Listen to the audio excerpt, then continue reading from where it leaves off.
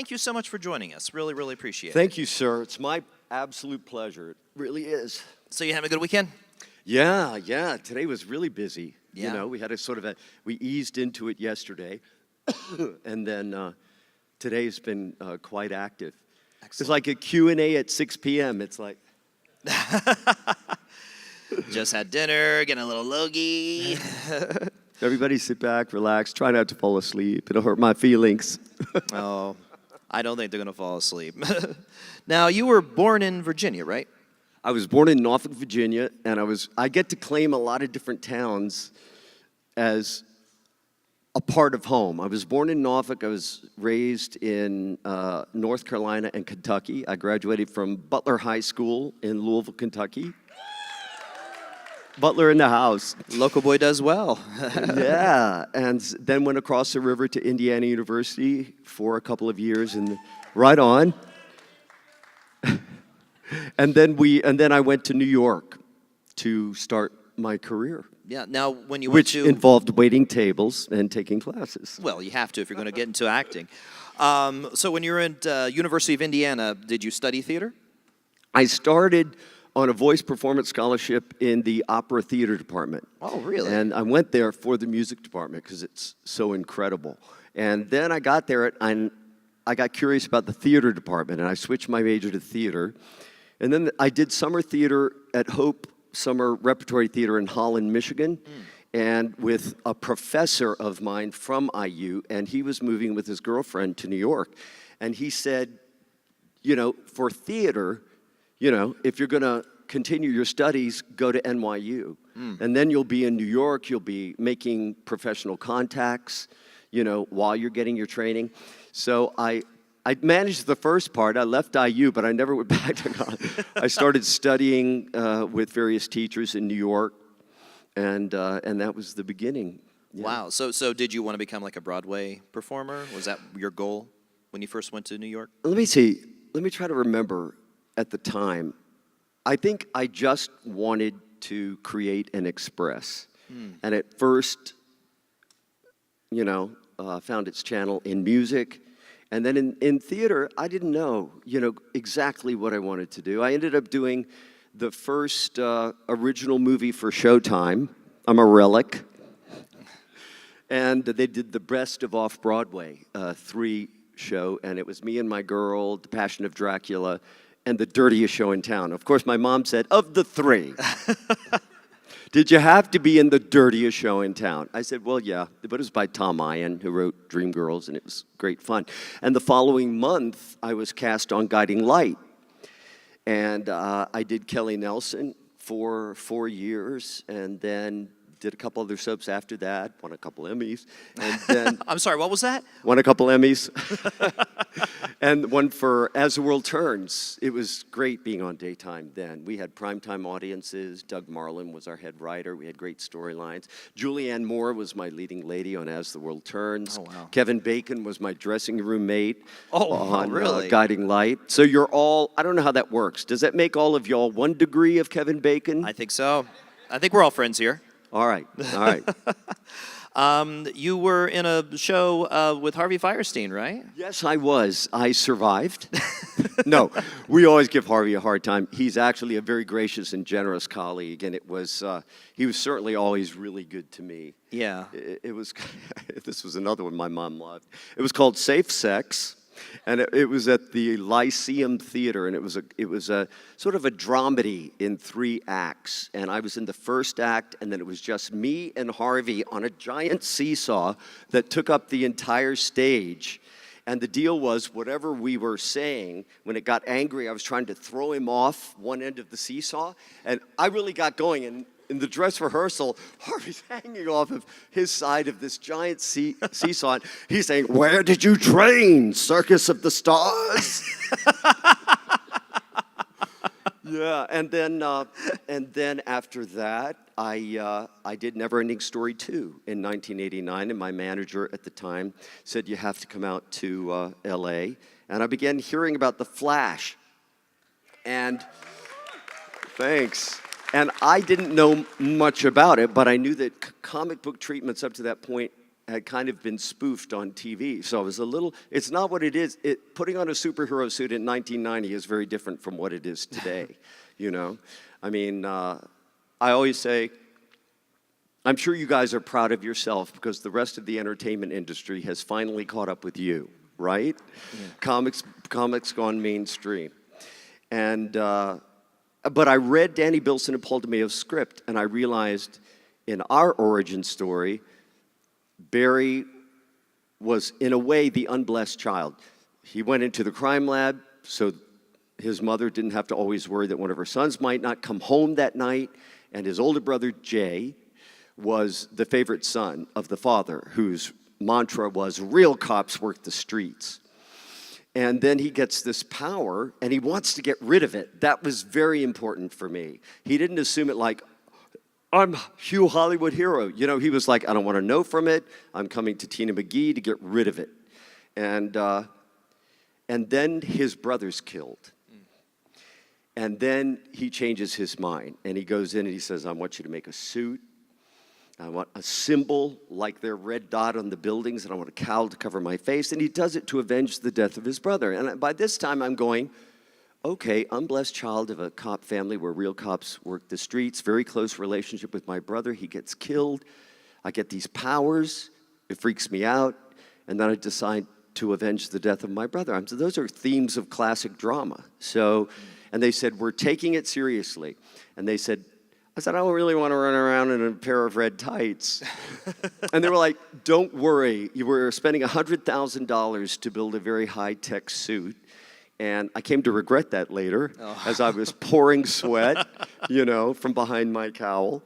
But it took off from there. And it was like a train going down a mountain, almost run away, because it was so hard in 1990. We didn't have CGI, the possibility of CGI, so we had live action effects. If we wanted to blow up a semi full of cars and shoot flames 35 feet in the air, we had to do it. And so I remember once we were in an alley or a breezeway off of Hollywood Boulevard, and we had blew up this car, and it was bigger than anyone expected, and it shattered out the windows on the backside of Hollywood Boulevard. But yeah, it was just crazy. It took so much time, which is ultimately what doomed us. We were always over our budget, you know? Well, the production designs were so ahead of its time for something for television. I think, you know, they were trying to, you know, of course, Tim Burton's Batman had just become popular a year before, and I think they were trying to bring it to that level. Yeah. Like the suit looked fantastic. I remember the first time I saw it on TV Guide. Yeah, absolutely, Thank you. It really did. Thank you. When they premiered that on TV Guide the first time they ever showed it, you know, being a comic book fan, I was like, that's the Flash. Well, you know, when we first version of it, I had huge traps, you know, and it was so big, but they cut it down after the first pictures that you see. I think the picture on the cover of the CD is before we cut it down a little bit. By the time it got to the picture at my table, which is the full Flash against the blue background, it was about the right size. And Pollux was scaled down, you know, the blue Flash. So, yeah, so it was an experiment. We had a 25th anniversary viewing of 2 of the Trickster episodes. We had Mark Hamill. We had the production people, special effects from the old show, from the new show. Andrew Kreisberg, executive producer, was there. And we had a red carpet 25th anniversary celebration, and we answered questions. And I learned a lot how some of the effects that they pioneered on the first show were taken and brought to the next level on the current show. So, yeah, I mean, I sort of did run on answers. I hope I didn't. No, not at all. No, that's what we're here for, right? We want to find out this stuff. You mentioned Mark Hamill. I mean, a force of nature. What was it like working with him on the show? Well, let's stand up. Okay. As I said, I was a little cautious. I'd never wanted to say dialogue. And I didn't want to turn into a mascot or a joke, you know? You all knew that, but the mainstream audience didn't. So following on the heels of Batman, we were trying to reinvent a new way of telling these stories for real, for adults on television. And so I was a little leery of being in the suit. Oh, I see what you did there. Mitch Leary. Okay, never mind. Alternate universe. But, so I didn't want to speak in the suit. I didn't want to have any B-roll in the suit. I wanted to be very monosyllabic, you know. And then Mark came on set, man. And he was all guns blazing and all flags flying. He was working the unitard, you know, for those of you who have seen the original show. And he was so comfortable and so unself-conscious that he really helped me ease into the suit. And I think the most comfortable I was the Trial of the Trickster, our very last episode that we shot of the season. So in that way, I kind of got over myself. And now that it's gone mainstream, I walk onto set, man, Grant wears that suit like a second skin. He's dancing, he's jumping around, he's hopping on furniture, you know. He's so comfortable. He will do the running pose in a second. It's just a different world. And I have majorly gotten over myself, you know, in the 2014 show. So, of course, after The Flash, you did Dawson's Creek. That's right, in Wilmington, North Carolina. You know, I've been really fortunate in that way. Dawson's Creek and The Flash took really young actors who were mostly unknown. I think Joshua Jackson had done The Mighty Ducks at that point, but most of them, other than theater, were not well known. Katie was a newcomer. And we got to watch these kids blossom into international stars almost overnight. And we got to, you know, I remember when James Vanderbeek came to Mary Margaret, who played his mother, and I played his father, and he was like, I signed my first autograph today. You know, it was really, really cute to be able to be in that role. And I got to see the same thing happen with the new Flash cast. You know, it was such a runaway hit from the very beginning for the CW that all these guys, and to watch Grant, you know, grow over the last 4.5 seasons has been a joy to watch, you know, and really come into his own. Man, he owns the Flash now, as far as I'm concerned. And it's been a great experience. But working with young casts and watching them go through the changes that television brings and international exposure in the day of social media. And it's a beautiful thing to watch, really, because they're good people. It would not be a beautiful thing to watch if they were jerks. But it is a beautiful thing to watch. So what was it like getting the call, bringing you back to the Flash family for the new series? Well, you know, it had fallen in and out of development a lot in 24 years. Ryan Reynolds was going to be the Flash, and then somebody else was going to direct it, somebody else was going to be it, it was going to be a movie, it was going to be TV. When they finally got their act together, and Greg Berlanti sort of took over the DCU television universe, and I found out that it was definitely coming back, starring Grant Gustin. People said, well, you're going to be in it. I said they could go one of two ways. Either they could want to make it entirely their own.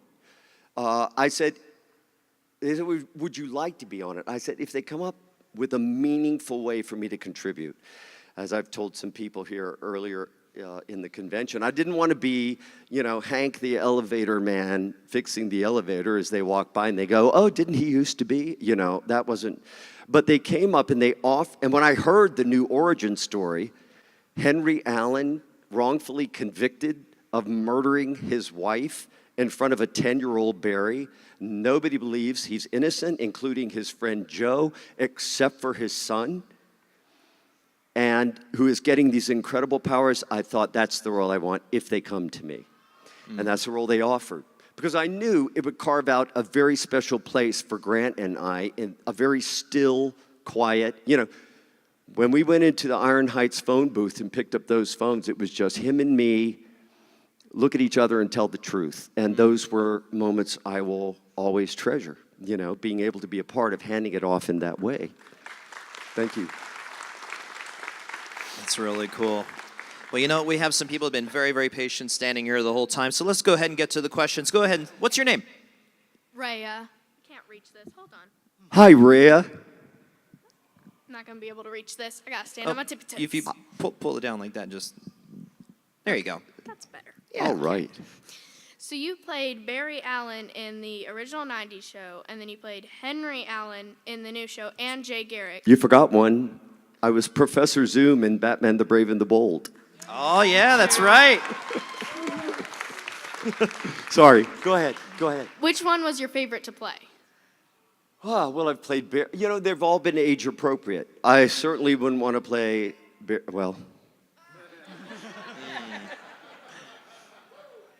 I can't really say that, can I? You all have seen the promos. I was going to say I wouldn't want to play Barry Allen now, but I had to stop myself, didn't I? You all didn't hear any of that. Erase all of that, because we got a lot of surprises coming up. 100th episode, Tuesday night, December 4th, which sets up the crossover, which happens Flash Sunday night, Arrow Monday night, Supergirl Tuesday night, 9th, 10th, and 11th. But don't miss that 100th episode, because we have a big surprise for you in the tag. It may not be so much of a surprise now. Shut my mouth. Go ahead. So out of those, which one did you like to play the most? Well, this is a bit of a cop-out. You're going to call me on it. But the truth is, I liked playing Barry Allen then. It was my first primetime show. It was 28 years ago. You know, I was full of needing to prove myself in primetime. It was the most expensive show Warner Brothers had ever done.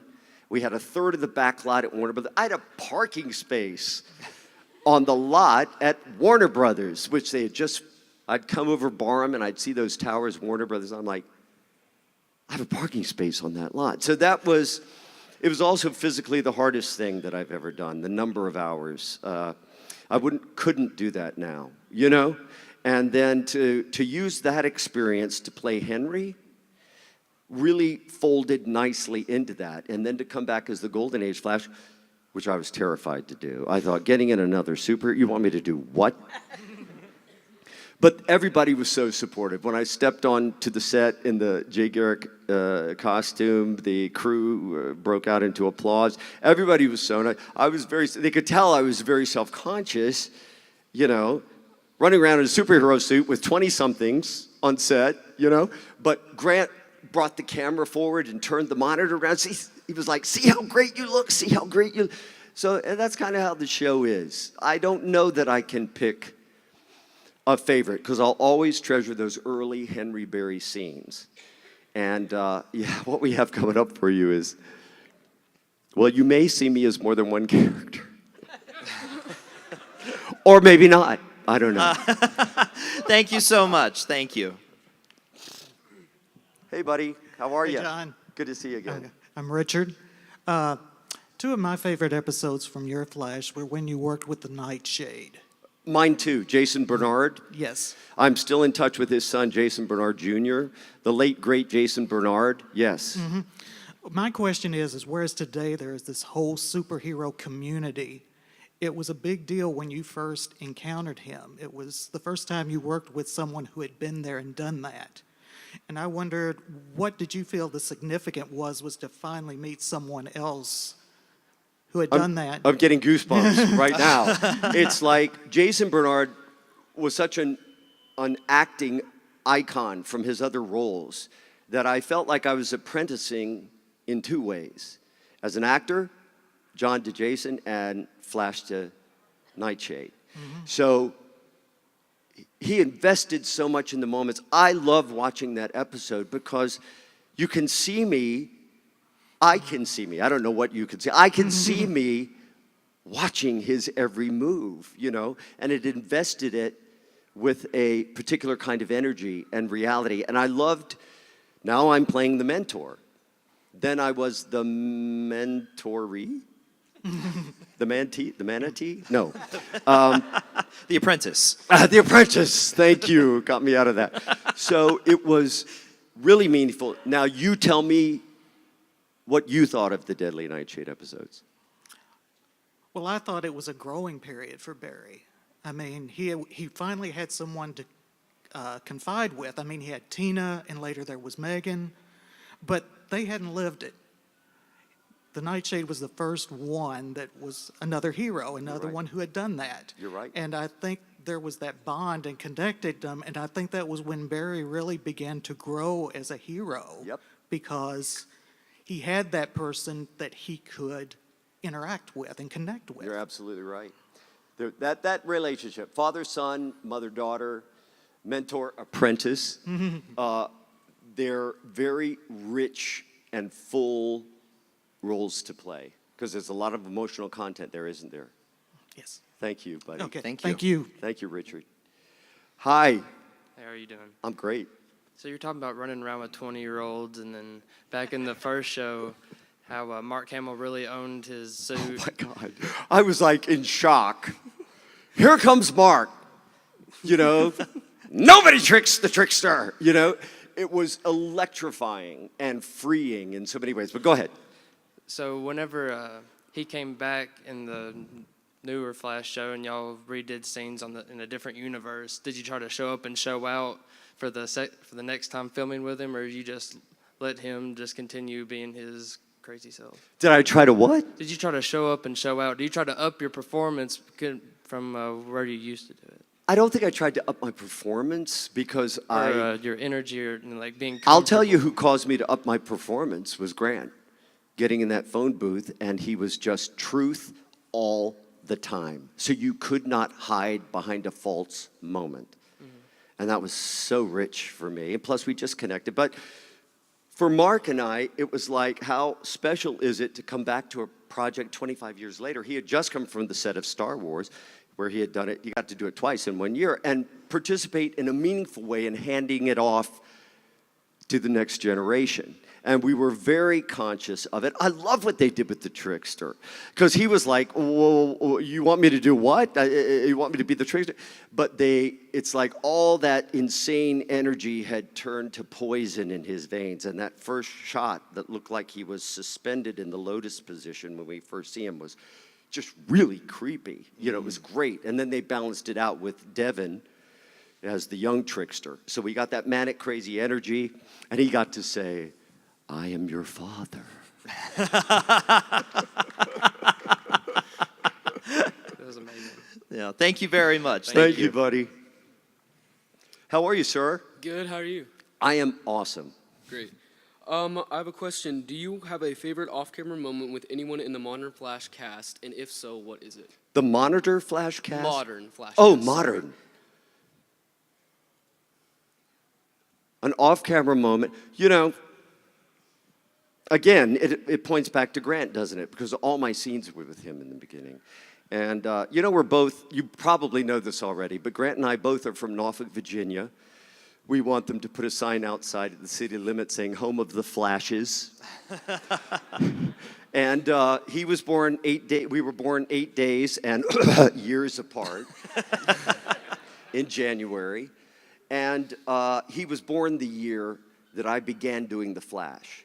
So there were a lot of connections. He was very aware of the fact that I had played The Flash, and I was tried to be very sensitive to some of his hopes and dreams, some of his insecurities, what he might be feeling. So the father-son thing was kind of built in, wasn't it? So I remember he was, you know, and everybody, I love that soap opera audiences and comic book audiences are so invested in the history and the legacy. So everybody had an opinion at the beginning. Of course, we're so glad, you know. But he had some insecurities, and, you know, I'm so careful not to give advice, because what could be worse? They said, "Do you give advice to the young cast on Dawson's Creek?" And I said, "Oh, God, I hope not. You know, that would be insufferable." But the thing I did allow myself to say, and I remembered that I'd said it when he said it at San Diego Comic-Con, very carefully weighing my words, I said, "You need to know that you've been cast for the right reasons, and just trust yourself." And I have to say that was probably the most meaningful. Also, I had 2 rings made, silver rings, custom made with a flashbolt red enamel. And at the end of the first season, I gave it to him with a note that said, "We only got 1 season. For here on out, it's all you." Oh. And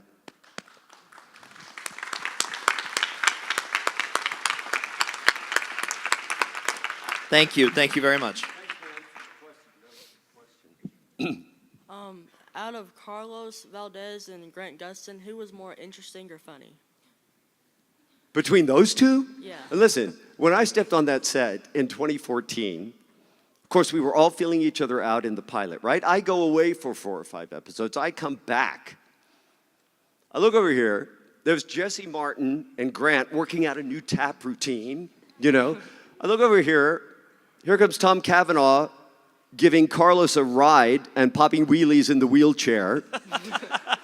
Over here, somebody's teaching somebody a song. You know, I was like, where have I landed? You know, it was like a creative sort of, I don't want to say insane asylum. It was all wonderful, and everybody was very serious about wanting to do the very best show that they and we, when I was there, could. But, so I can't pick one. I never know. You know the thing that's interesting about Carlos? As funny as he is and can be, he's a very serious person. There's a lot of depth there.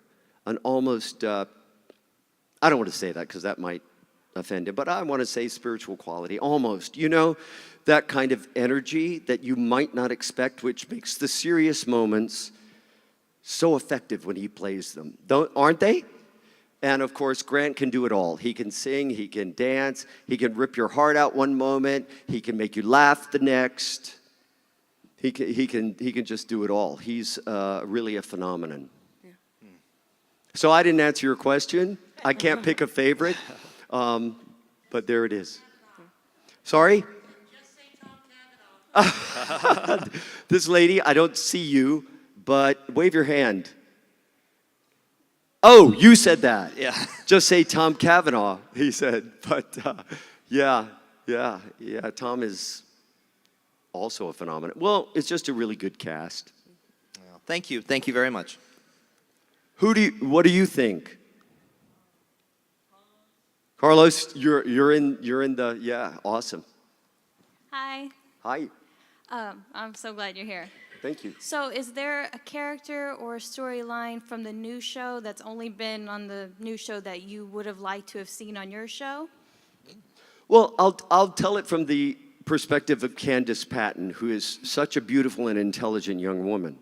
You know, we were at the CW upfronts where they were selling the shows right after the pilot had first aired, and I heard this through someone else, and they said, you know, Candace just said a very interesting thing. Our Iris in 1990 only lasted for the pilot. Beautifully played by Paula Marshall.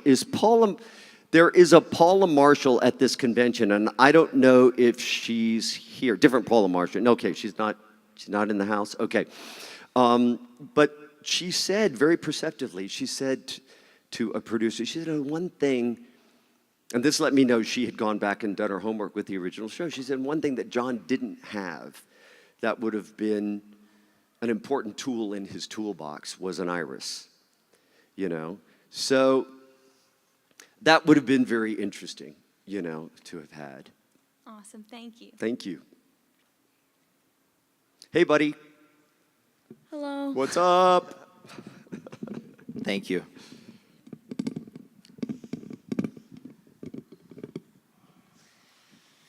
Do you have a favorite part of the show besides the part where you talk to Barry through the phone at? You mean other than my role?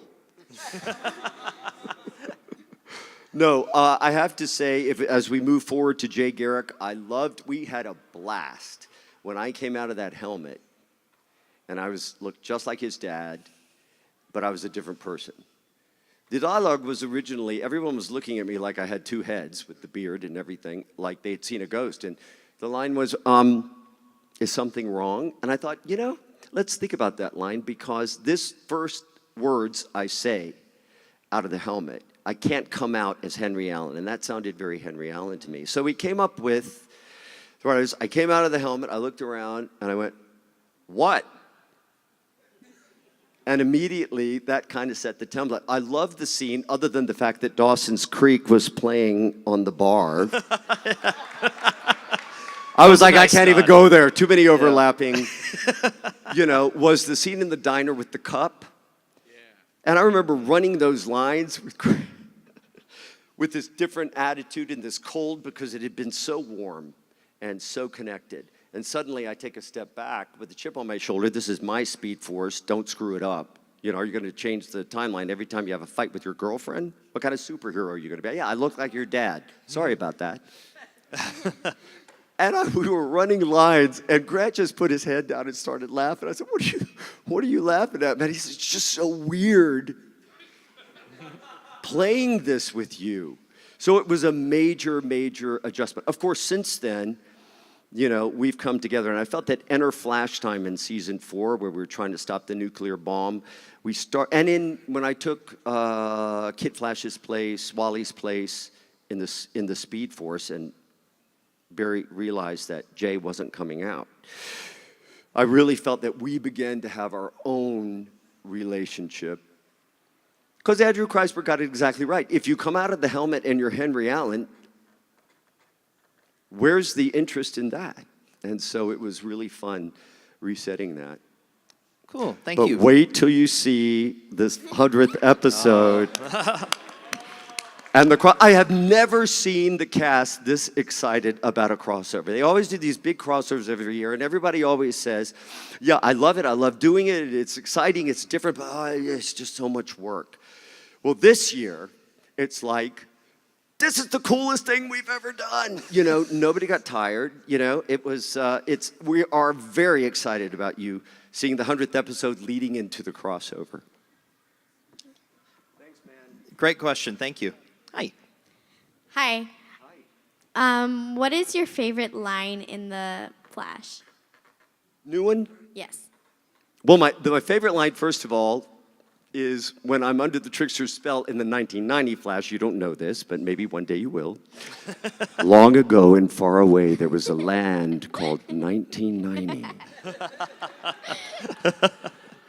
But, you know, and we're there and we're throwing bullets back at the police, and, you know, he's got me mind controlled in the last episode. And at one point, the cops shoot, I catch a bullet, and I say, it's not guns that kill people, it's these little hard things.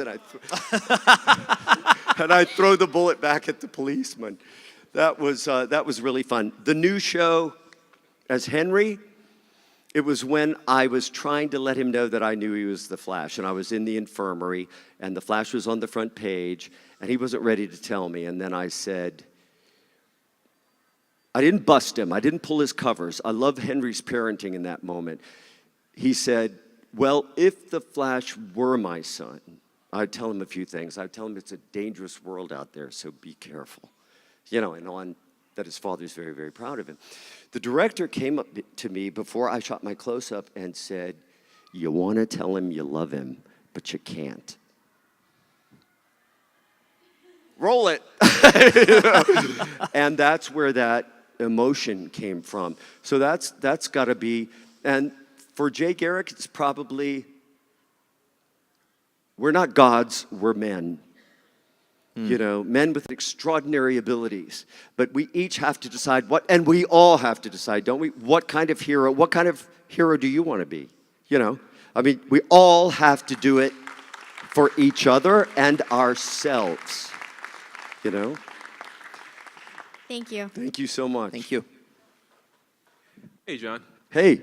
So most of us know at the beginning of season 2, we were all led to believe that Teddy Sears was Jay Garrick, and you've touched on this a little bit. But at what point during the season did they tell you, like, hey, we want to bring you back as Jay? You're going to be the Flash again, John. I figured that Henry's usefulness was coming to an end at the end of season 2. I thought I would get 1, maybe 2 seasons as Henry Allen. So I went up. I had a 4-episode arc at the end of season 2, and I thought, well, this is where we're going to say goodbye to Henry. So I was prepared for that.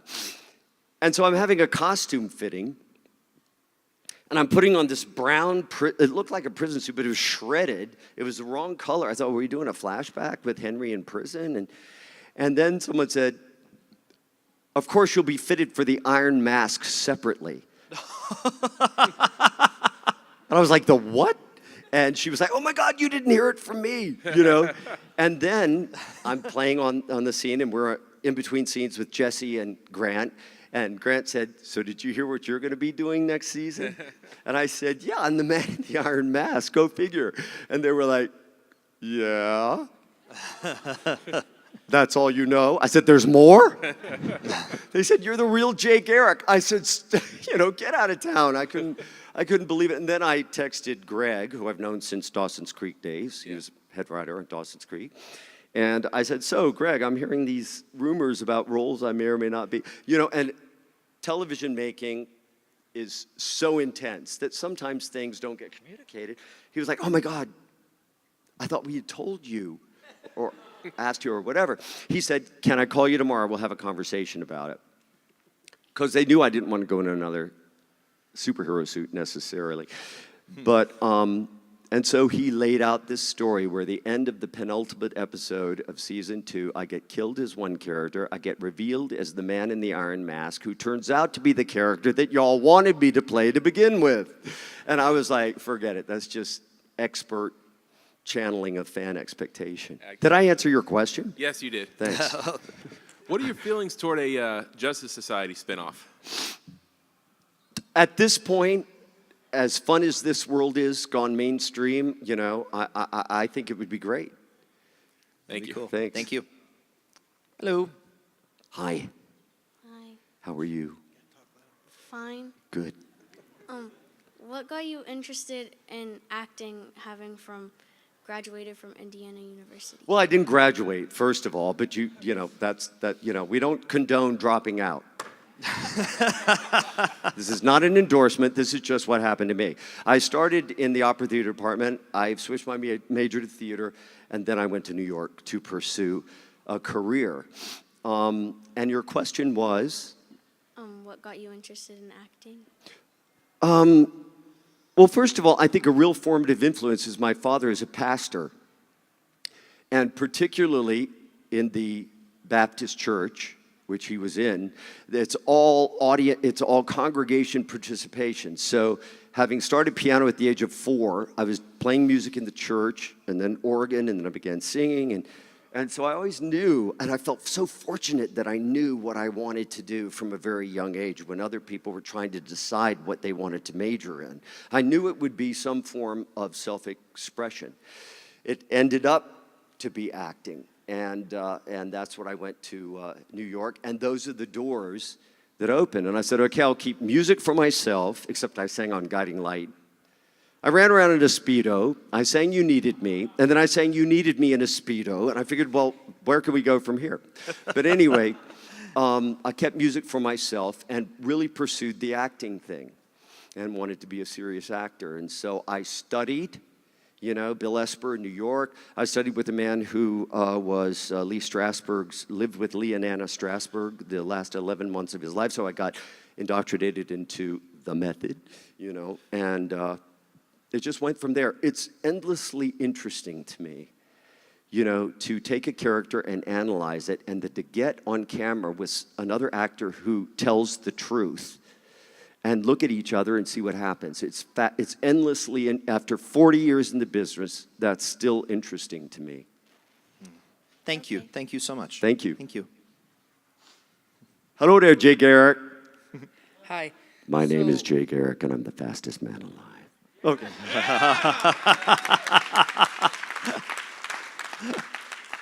What do you wish you could bring from the new show to the older show in the 90s? Well, other than Iris, I don't know, it was just such a, as I said, I would want to play the new telling of Henry Allen, whether I had ever been Barry Allen or not. Having been Barry Allen helped me play Barry better, and then Jay. What I would bring to the old show, what I would bring is CGI. And the reason for that is twofold. Number one, it looks great. And number two, it frees up production and principal photography time to concentrate on character and relationships and heart. And I think that's one thing the new show has really gotten right, Thank you very much. Thank you. Thanks, man. We've got time just for a few more questions. Okay, I'll go really fast. Come No on. worries. Go ahead. Okay, we're on the clock. Do you have a favorite Flash villain? Oh, the Trickster.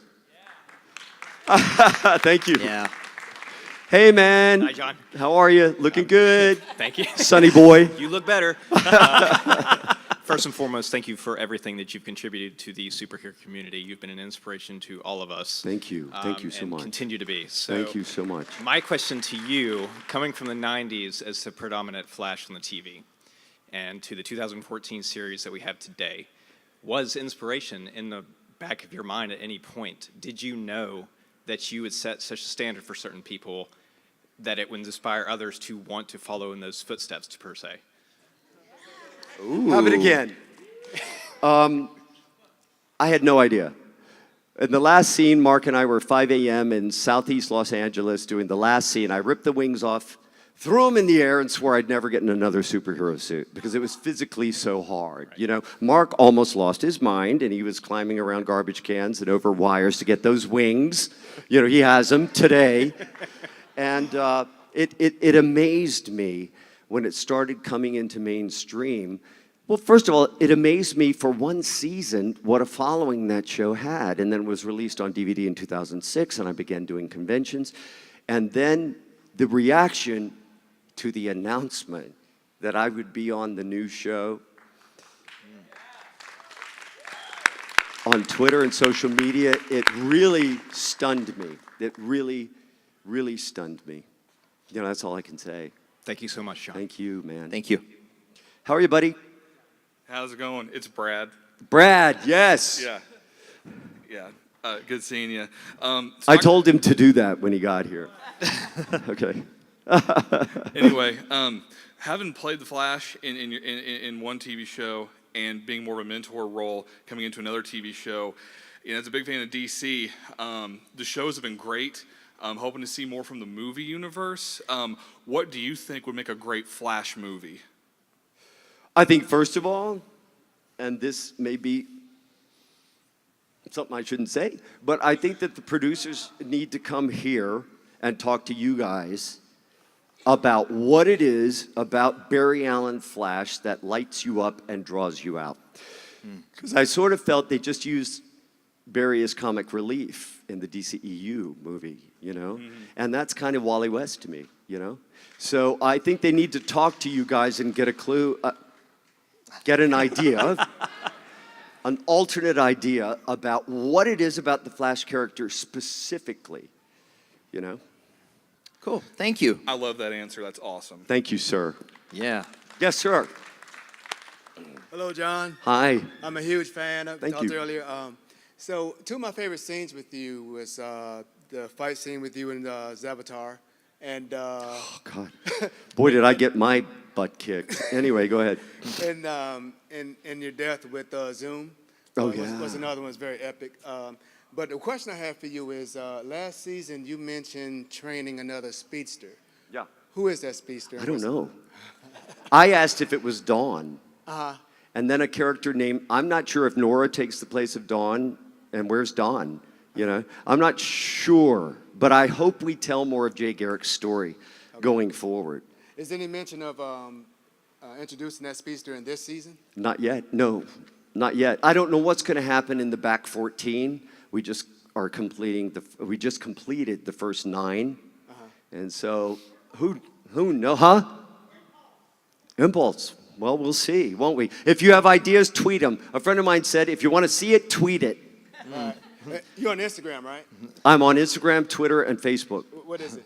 I'm John Wesley Shipp Jr. on Instagram because there's already a John Wesley Shipp. Okay. And I'm John Wesley Shipp verified on Twitter. Awesome. Cool. Thank you so much. All right, our last question right over here. What's hey, your name? Amy. Hey, John. How are you? How are you? I'm doing well. Good. I just have 2 very simple questions. What? Number 1, how long did it take you to figure out how to do that code while you were in the Iron Mask? The what? The code, the tapping. Oh, Yeah. you want to know, very quickly, that wasn't me in the Iron Mask all season long. Nobody knew who it was. But they told that actor, whose face was never shown, studied the way 3 actors move their hands, me and 2 other actors. On the day he shot all those scenes, they said, it's John Wesley Shipp. And I tell you, when I was watching him, because I use my hands clearly when I talk a lot, and he got it down. Now, that's an actor. Face never shown, studied, and got it right. His hands looked exactly like yours. Yeah, amazing, It was amazing. The other question I have is, going back to Dawson's Creek, do you ever hear a song on the radio that just gives you like almost a post-traumatic stress type thing, like say Drift Away? Like what? You know, those were the two of the most beautiful episodes I did with my entire tenure. They made me feel like the previous 4 years had been about something. I got to tie up all my relationships with the principal cast members, and I got to really be given it's the most it was so moving, respectful send-off, one of the most moving, respectful send-offs I've ever seen for a character. But I don't have any post-traumatic stress. It was time for me to go, because the kids were going to college. We would be standing, I thought, in the background holding Lily waving at Parents' Day, and I thought, I don't really want to do that. And they gave me these 2 beautiful episodes to say goodbye. Do you still sing while you're holding an ice cream cone? I don't eat ice cream in the car. Thank you very much. Ladies and gentlemen, John Wesley Thank Shipp. you, guys. Thank you so Thank you much. very